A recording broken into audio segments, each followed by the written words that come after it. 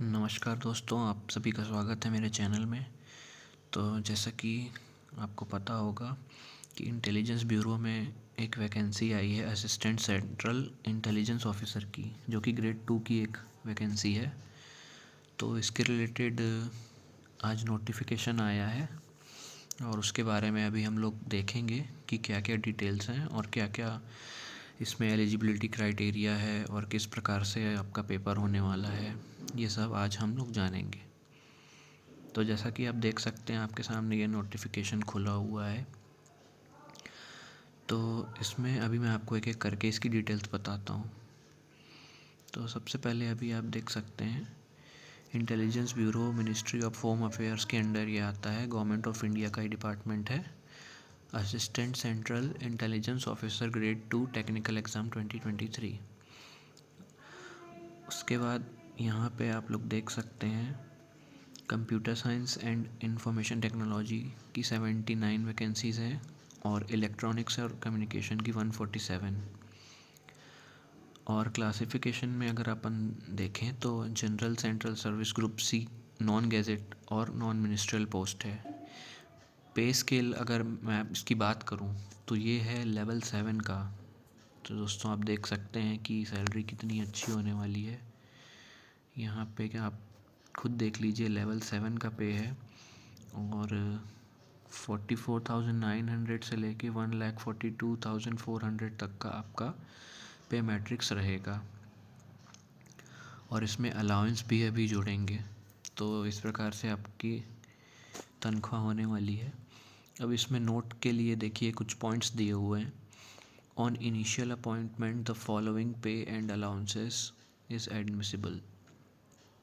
तो जो आपका इनिशियल पे रहेगा उसमें एक्स्ट्रा भी आपको कुछ कुछ अलाउंसेस मिलेंगे, जिसकी जानकारी यहाँ पे इस प्रकार से दी हुई है। तो सबसे पहले तो आपका बेसिक पे हो जाएगा 44,900। फिर उसके बाद डीएनएस अलाउंस हो जाएगा आपका 46% ऑफ बेसिक पे, तो ये 20,654 रुपीज़ हो जाएगा। फिर एसएसए हो जाएगा 20% ऑफ बेसिक पे, तो ये 8,980 हो जाएगा। फिर उसके बाद अगला आ जाएगा एचआरए।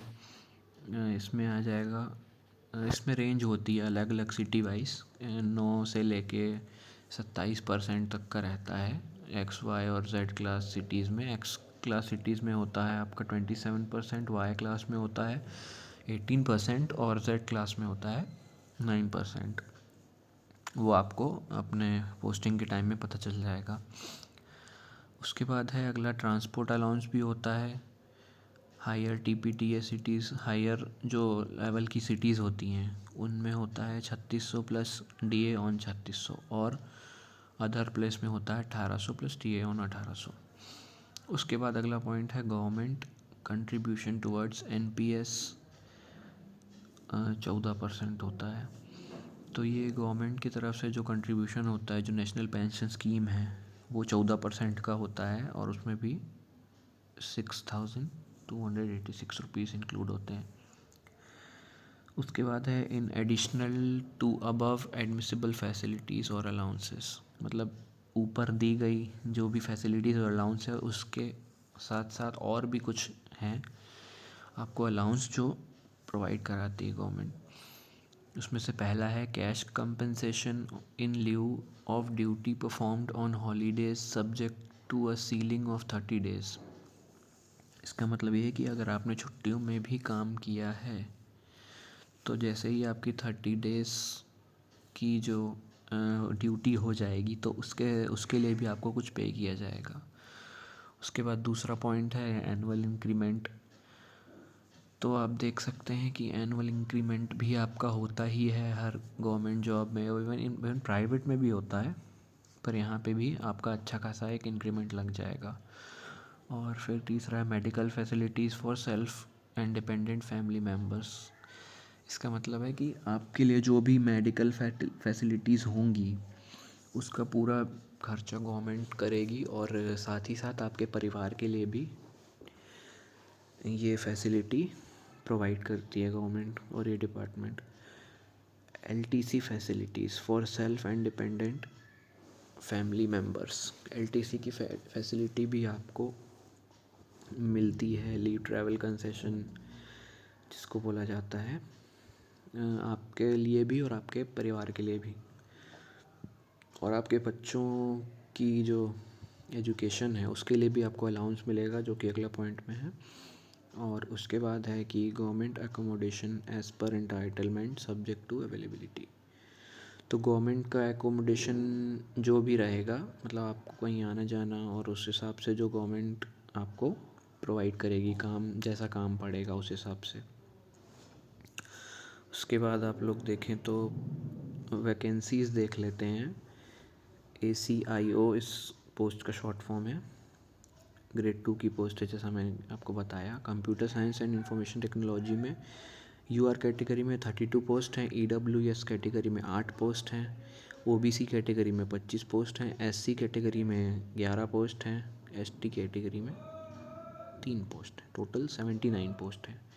इलेक्ट्रॉनिक्स एंड कम्युनिकेशन में UR में 61 है, EWS में 16 हैं, OBC में 46 हैं, SC में 18 हैं, ST में 6 हैं, टोटल 147 पोस्ट है। इसके आगे हम लोग नोट देखेंगे। The reservation of vacancies for OBC, ST, SC, EWS and ex serviceman is as per rules roster. अब यहाँ पे कुछ रूल्स दिए हुए हैं। इसमें है एसेंशियल क्वालिफिकेशन क्या रहेगा, candidates must have achieved qualifying cut off marks in GATE 2021, 2022 और 2023।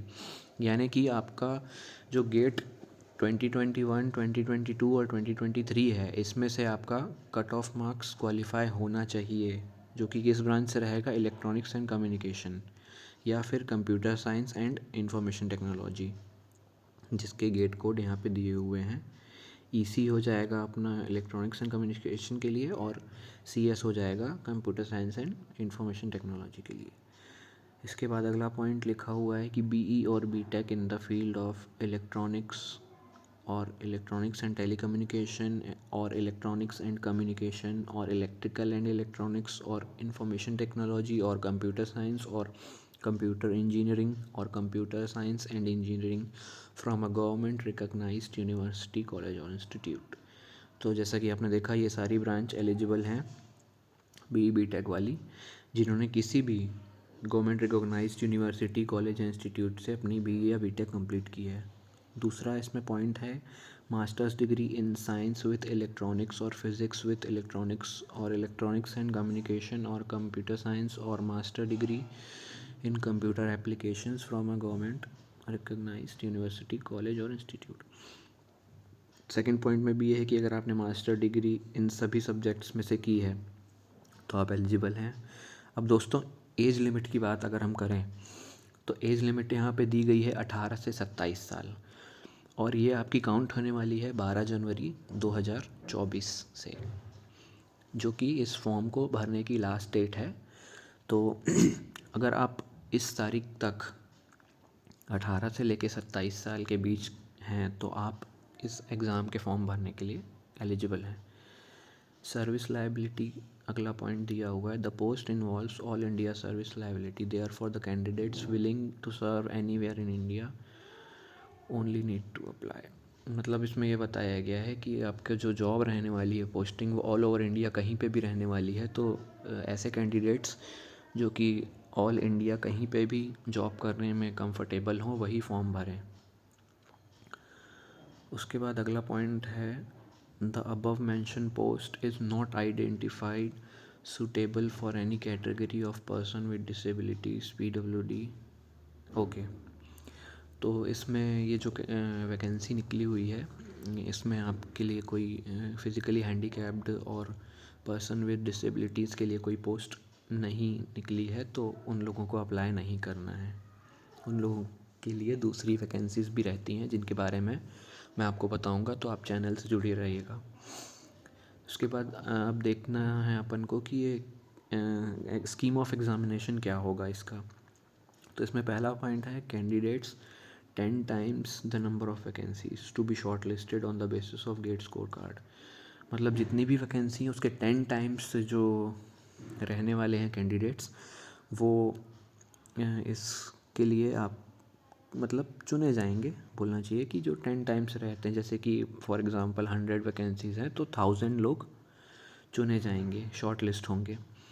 और उसमें गेट जो भी जो गेट का स्कोर जो वैलिड है वो है 2021, 2022 और 2023, और उनको डायरेक्ट इंटरव्यू के लिए कॉल आएगा। गेट स्कोर का जो ये टोटल स्कोर रहेगा वो 1000 रहेगा और इंटरव्यू मार्क्स 175। तो इसमें से आपका एक कट ऑफ तैयार होगा। दूसरा पॉइंट है कि the interview is aimed to assess the candidates traits on two parameters, that subject knowledge in relevant field and communication skill. तो मतलब जो भी आपका इंटरव्यू होगा वो दो चीज़ों पर ही मेन डिपेंड करेगा कि आपका सब्जेक्ट में नॉलेज कितना है और आपका कम्युनिकेशन स्किल कैसा है। उसके बाद the final merit list will be prepared on the basis of candidates combined marks obtained in GATE examination as well as in interview. तो जो आपकी फ़ाइनल कट ऑफ बनेगी उसमें आपके गेट का स्कोर भी देखा जाएगा और प्लस आपका इंटरव्यू का भी देखा जाएगा। दोनों को मिला के आपका एक फाइनल स्कोर बनेगा, उस बेस पे आप शॉर्ट लिस्ट होंगे। इसमें एक और नोट दिया हुआ है, candidates appearing in interviews will be required to appear in psychometric और aptitude test which will not be part of the interview process. तो जो भी कैंडिडेट्स इंटरव्यू में अपीयर होंगे उनको एक साइकोमेट्रिक या एप्टीट्यूड टेस्ट भी देना पड़ेगा, जो कि इंटरव्यू का प्रोसेस नहीं है। अब बात कर लेते हैं कि हमें अप्लाई कैसे करना है। तो आपको सबसे पहले ये जो वेबसाइट दी हुई है www.mha.gov.in या फिर www.ncs.gov.in पे जाना होगा। वहाँ पे आपका ऑनलाइन रजिस्ट्रेशन होगा, उसके बाद आप लॉगिन करेंगे और उसके बाद आप इस फॉर्म को भर पाएंगे।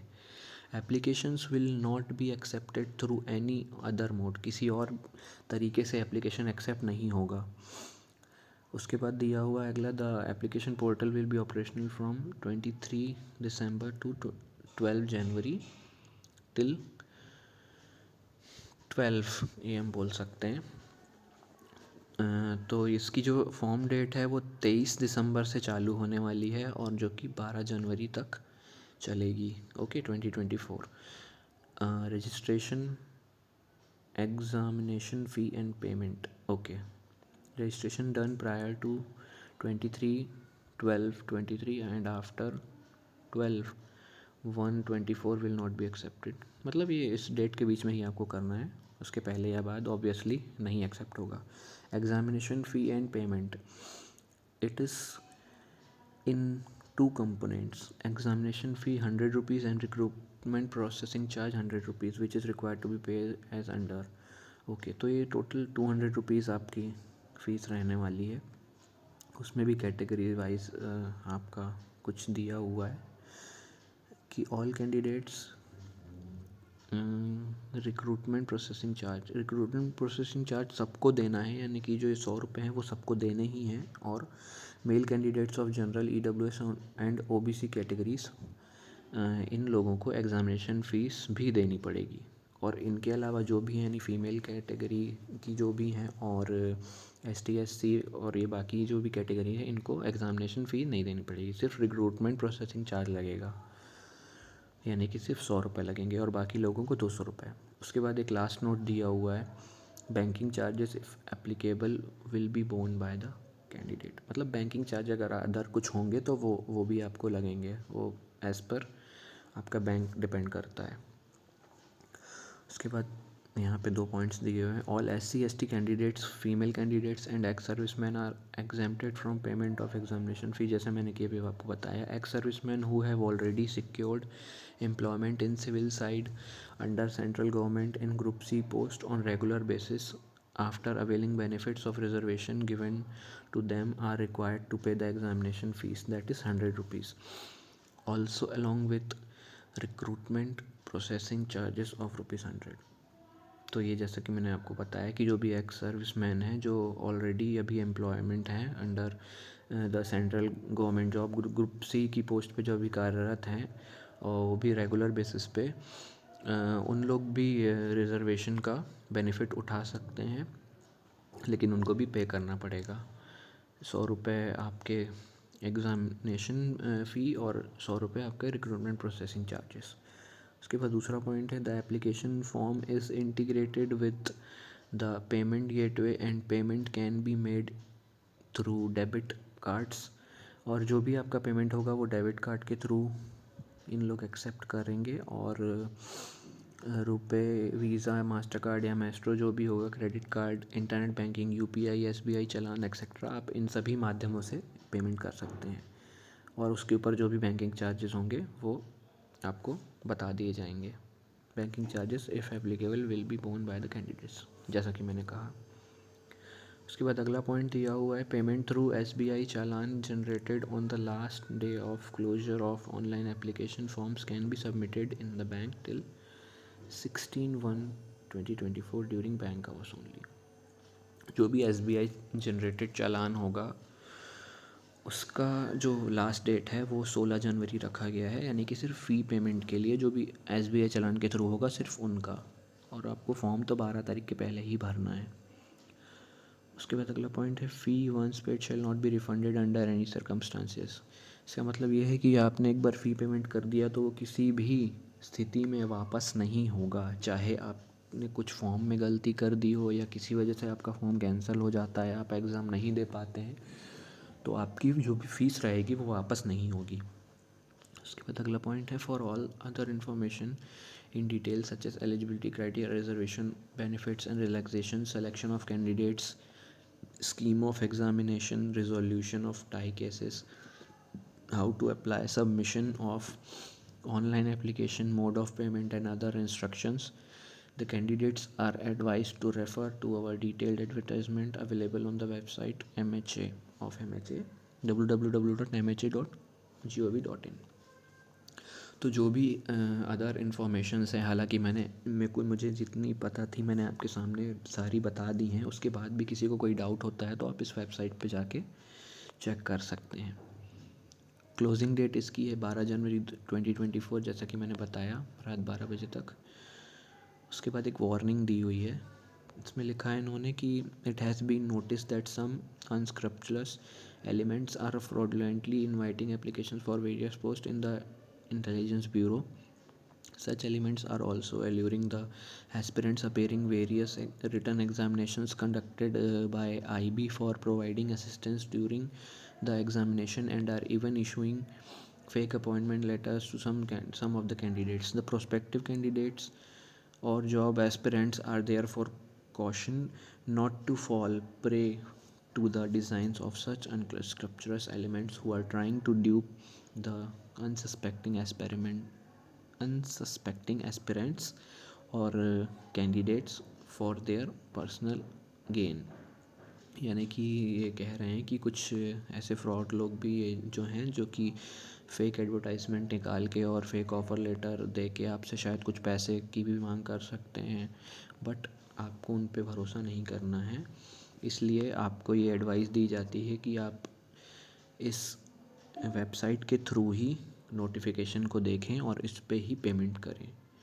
There have been several reports in the social media wherein some unknown person claiming to be ex-IB officer gave false assurance to the prospective candidate that they would help them in getting through examination by virtue of their long association with the IB। मतलब कि कुछ लोग आपको ऐसा जाके बताएंगे कि यार वो ex-IB ऑफिसर्स हैं और उनकी अच्छी पहचान है और वो आपको हेल्प करेंगे इस जॉब को दिलाने में, तो आपको उनकी बातों में नहीं आना है। Candidates in their own interest are advised not to fall prey to such false, baseless, misleading and exaggerated claims of these persons, as IB do not share any input regarding the content of question papers of any examination conducted by IB with anyone।